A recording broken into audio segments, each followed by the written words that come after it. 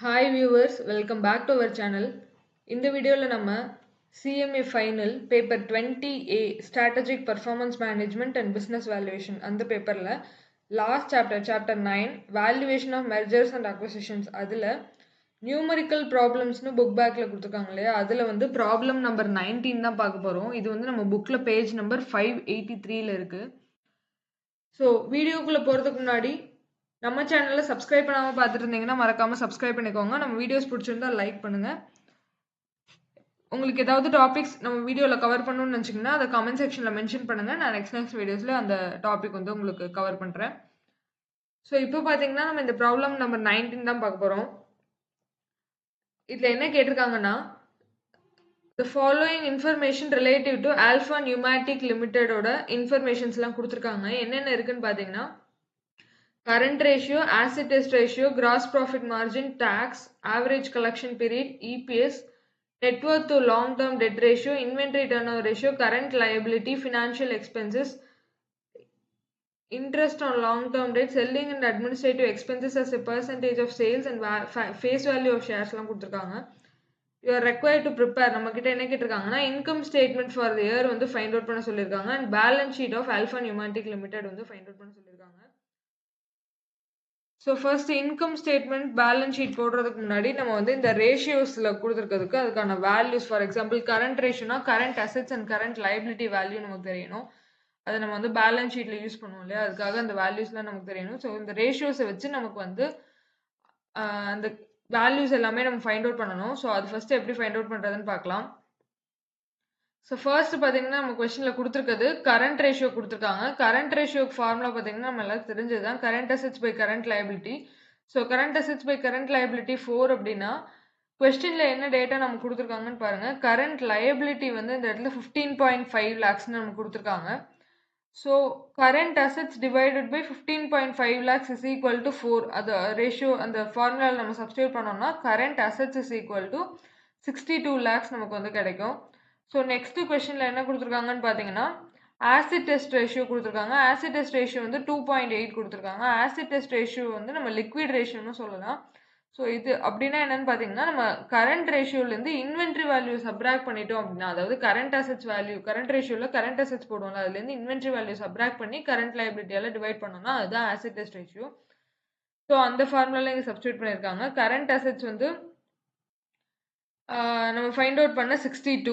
Inventory வந்து பார்த்தீங்கன்னா நமக்கு தெரியாது. Current liability 15.5 is equal to ratio வந்து 2.80. இது எல்லாத்தையும் நம்ம சப்ஸ்டியூட் பண்ணிட்டோம்னா இன்வென்ட்ரியோட வேல்யூ 18.6 lakhsங்கிறது நமக்கு தெரிஞ்சிடும். ஸோ நெக்ஸ்ட் என்ன ரேஷியோ கொஸ்டினில் இருக்குது அப்படின்னு பார்த்தீங்கன்னா கிராஸ் ப்ராஃபிட் மார்ஜின் இருக்குது. இதுக்கு gross profit divided by sales இந்த ரெண்டு ஃபிகருமே நம்மக்கிட்ட கிடையாது. ஸோ இது ஃபர்தராக நம்ம கிளாரிஃபை பண்ணலாம். ஸோ டேக்ஸ் ரேட் இருக்குது. ஆவரேஜ் கலெக்ஷன் பீரியடுக்கும் சேல்ஸ் நமக்கு தேவை. அதுவும் இப்போ நம்ம கையில் இல்லை. ஸோ அதெல்லாம் லாஸ்ட்டாக பார்க்கலாம். இன்வென்ட்ரி டர்ன் ஓவர் ரேஷியோ எடுத்துக்கோங்க.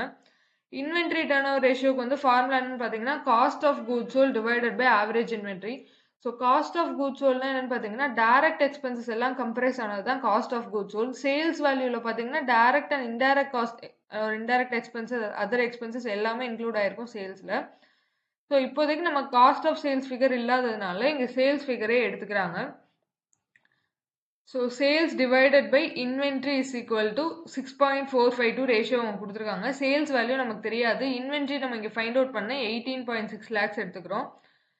So sales divided by 18.6 lakh is equal to 6.452 இதில் சப்ஸ்டியூட் பண்ணோம்னா நமக்கு சேல்ஸ் வேல்யூ வந்து 120 lakhs கிடச்சிரும். ஸோ இப்போ இந்த சேல்ஸை வச்சு வேறு என்ன ரேஷியோஸ் வந்து நம்ம ஃபைண்ட் அவுட் பண்ணலான்னு பார்க்கணும். கொஸ்டினில் எடுத்து என்ன கொடுத்துருந்தாங்கன்னா ஆவரேஜ் கலெக்ஷன் பீரியட் 75 days கொடுத்துருந்தாங்க. ஸோ ஆவரேஜ் கலெக்ஷன் பீரியட் டேஸை வச்சு நம்ம என்ன கண்டுபிடிக்கலாம்னு பார்த்தீங்கன்னா அக்கௌண்ட்ஸ் ரிசீவபிளோட வேல்யூ கண்டுபிடிக்கலாம். ஸோ ஆவரேஜ் கலெக்ஷன் பீரியடுக்கு வந்து ஃபார்முலா பார்த்தீங்கன்னா accounts receivable divided by sales into number of days in that period.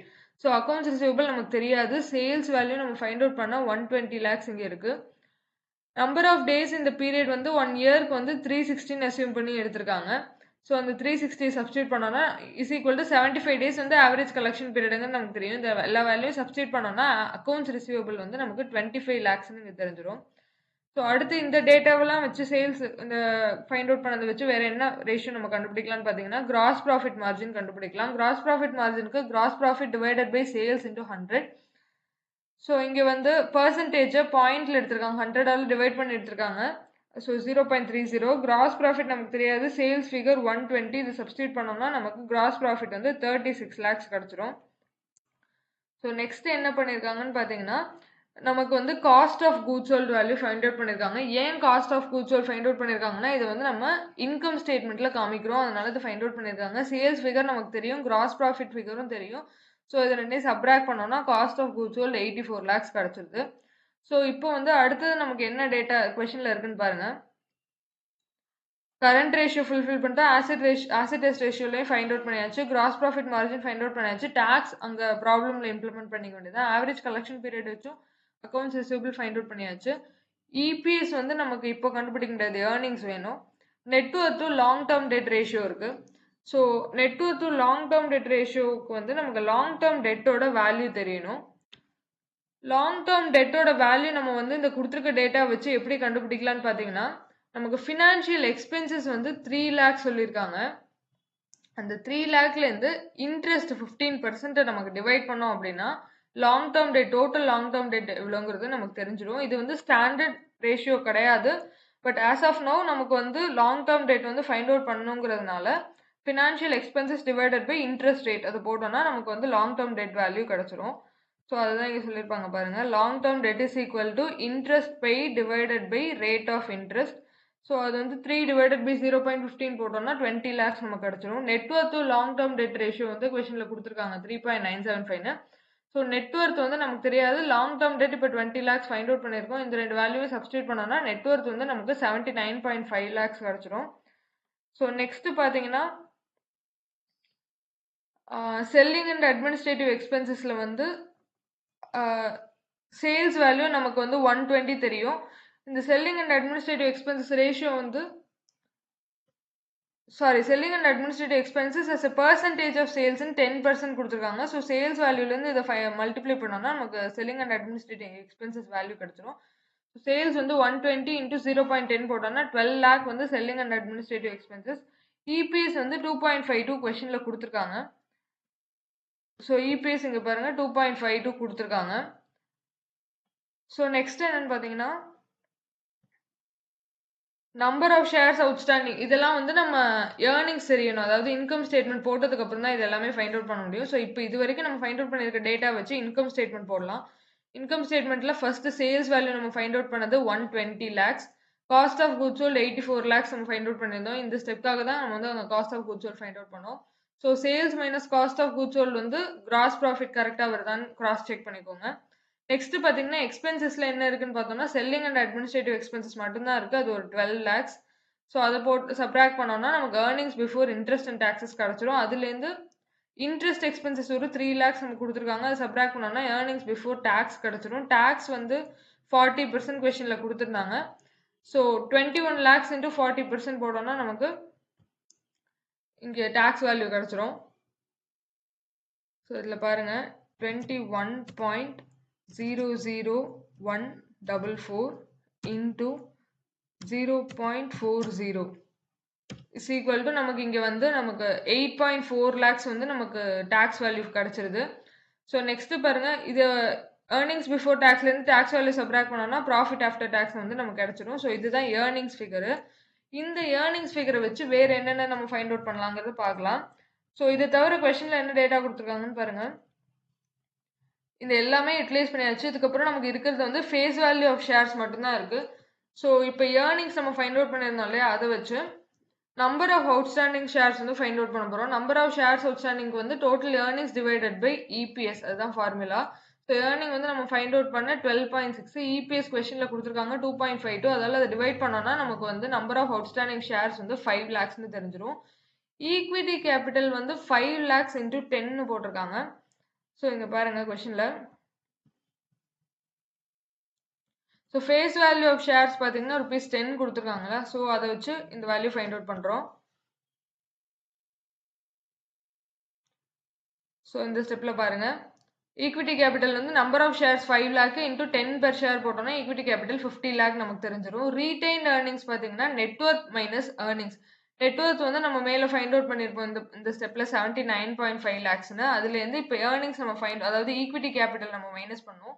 இது ஏர்னிங்ஸ்ல ஈக்விட்டி கேபிட்டல் 50 lakhs மைனஸ் பண்ணோம்னா நமக்கு வந்து ரீடைன்ட் ஏர்னிங்ஸ் வேல்யூ 29.5 lakh கிடைக்கும்.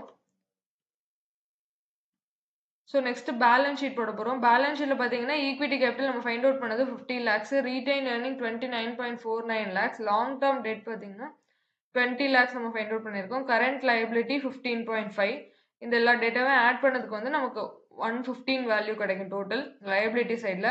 ஃபிக்ஸட் அசெட்ஸ் பேலன்சிங் ஃபிகர் அதை விட்டுருங்க. நம்மக்கிட்ட இருக்க டேட்டா பார்த்தீங்கன்னா இன்வென்ட்ரி இருக்கும் 18.6 lakhs, அதை எடுத்துப்போம். அக்கௌண்ட்ஸ் ரிசீவபிள் ஒரு 25 lakhs இருக்கும், அதையும் இந்த இடத்துல ஃபைண்ட் அவுட் பண்ணி வந்து சப்ஸ்டியூட் பண்ணிக்கோங்க. ஸோ நெக்ஸ்ட் கேஷ் வேல்யூ பார்த்தீங்கன்னா கேஷ் எப்படி ஃபைண்ட் அவுட் பண்ணியிருக்கோம்னா கரண்ட் அசெட்ஸ், அதாவது நமக்கு வந்து 62 lakhs தெரியும். சாரி, கரண்ட் அசெட்ஸ் வந்து 62 lakh தெரியும். அதுலேருந்து இன்வென்ட்ரி வந்து சப்ராக்ட் பண்ணுறோம். இன்வென்ட்ரி வந்து 18.6 சப்ராக்ட் பண்ணுறோம். அக்கௌண்ட்ஸ் ரிசீவபிள் சப்ராக்ட் பண்ணுறோம் 25 lakhs சப்ராக்ட் பண்ணோம்னா ரிமைனிங் வந்து நமக்கு 18.3985 lakhs கிடைக்கும். ஸோ இப்படி தான் கேஷ் வேல்யூ வந்து ஃபைண்ட் அவுட் பண்ணுறோம். கேஷ் வேல்யூ 18.3985 ஃபைண்ட் அவுட் பண்ணுறோம். இப்போ வந்து இந்த 115லேருந்து இந்த மூணையும் சப்ராக்ட் பண்ணோம்னா நமக்கு 53 lakhs ஃபிக்ஸட் அசெட்ஸ் வந்து கிடச்சிரும். ஸோ இந்த ஸ்டெப்பில் பாருங்கள், இது எல்லாத்தையும் சப்ராக்ட் பண்ணோன்னா இஸ் ஈக்குவல் டு 53 lakhs நமக்கு வந்து ஃபிக்ஸட் அசெட்ஸோட வேல்யூ கிடச்சிரும். ஸோ இப்போ நம்ம பேலன்ஸ் ஷீட்டை ஃபைண்ட் அவுட் பண்ணியாச்சு. இவ்வளோ தான் இதில் இந்த ப்ராப்ளம். இதில் ஏதாவது டவுட்ஸ் இருந்தால் கமெண்ட் செக்ஷனில் மென்ஷன் பண்ணுங்கள். நான் நெக்ஸ்ட் வீடியோவில் உங்களுக்கு அதை கிளாரிஃபை பண்ணுறேன். அடுத்த வீடியோவில் இன்னொரு இன்ட்ரெஸ்டிங் டாப்பிக்கோட மீட் பண்ணலாம். Until then thank you.